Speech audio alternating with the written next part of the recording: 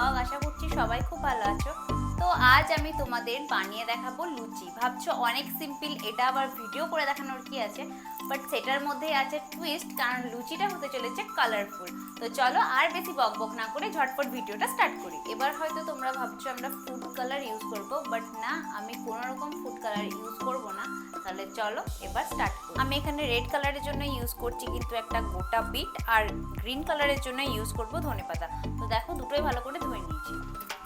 বিটটার খোসাটা সামান্য ছাড়িয়ে আমি এটাকে কুচি কুচি করে কেটে নেব।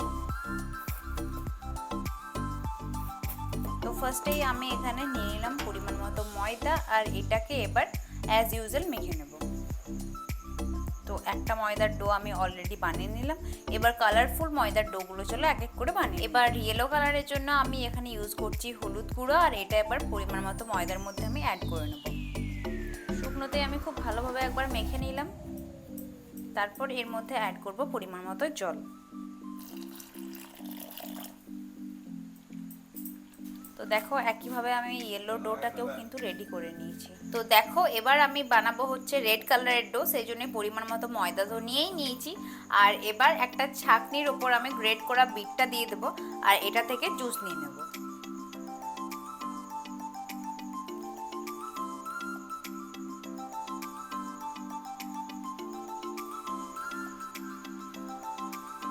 দেখো বিটের ডো তো রেডি হয়ে গেছে, বাট শেষে বানাবো হচ্ছে গ্রিন কালারের ডো। সো এইখানে ধনেপাতার পেস্ট তো রেডি, এটাকেও ছাঁকনির উপর ঢেলে নেব, আর এখান থেকে জুসটা নিয়ে নেব।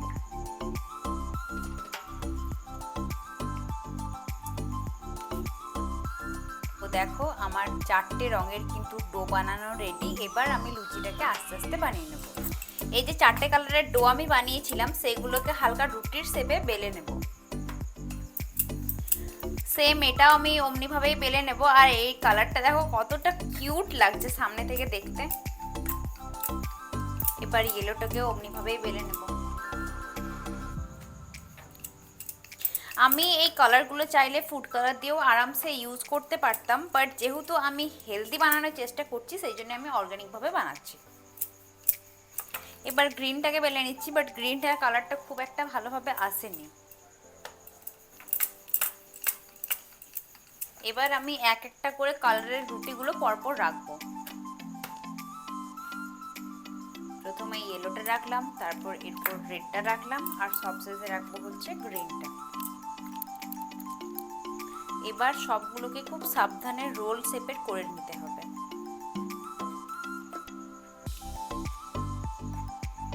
এবার এই রোলটাকে খুব সাবধানে চাকু দিয়ে ছোট ছোট করে কেটে নেব। আমি চাইলেই এই প্রসেসটা হাত দিয়েও করতে পারতাম, বাট হাত দিয়ে করলে কালারগুলো হয়তো এতটা ভালোভাবে আসতো না। দেখো আমি পাতলা পাতলা করে কেটে নিচ্ছি, আর জিনিসটা দেখতে কি ইউনিক আর কত সুন্দর লাগছে জাস্ট একবার দেখো।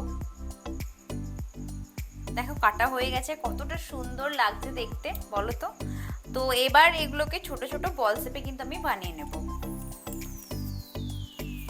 আর বলটাও দেখতে অনেকটা এরকম আসছে, এটাকেও কতটা কিউট লাগছে বলো তো তোমরা। অবশ্যই কিন্তু কতটা সুন্দর লাগছে কমেন্টসে জানাবে। যেসব বাচ্চারা হেলদি ফুড, বাড়ির ফুড খেতে চায় না, তাদেরকে যদি এভাবে বানিয়ে দেওয়া হয় তাহলে কিন্তু নিমেষেই তারা সবকিছু খাবার শেষ করে। আর এটা যে শুধু দেখতে সুন্দর সেটাই নয়, যেহেতু আমি পুরোপুরি অর্গানিকভাবে বানিয়েছি, সো খেতেও অনেক হেলদি হবে।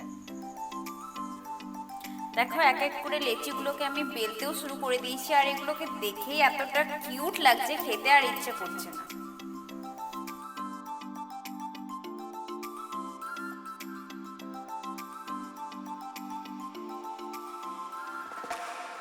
তো দেখো আমার সব লুচিগুলো বেলা ডান, আর এটা দেখেই অতটা ডেলিশিয়াস আর টেম্পটিং লাগছে। তো ভাবো এটা খেতে কতটা টেস্টি হবে।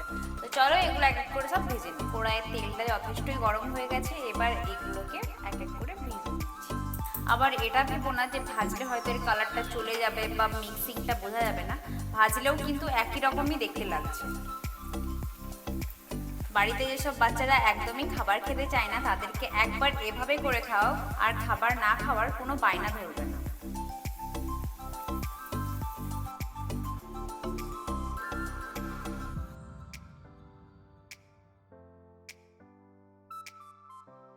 তো তো লুচি করা ফাইনালি ডান, আর এগুলো এত দেখতে সুন্দর লাগছে কিচ্ছু বলার নেই। আর এগুলো তোমরা যে কোনো কিছুর সঙ্গেই সার্ভ করে খেতে পারো বা এমনি এমনিও খেতে পারো।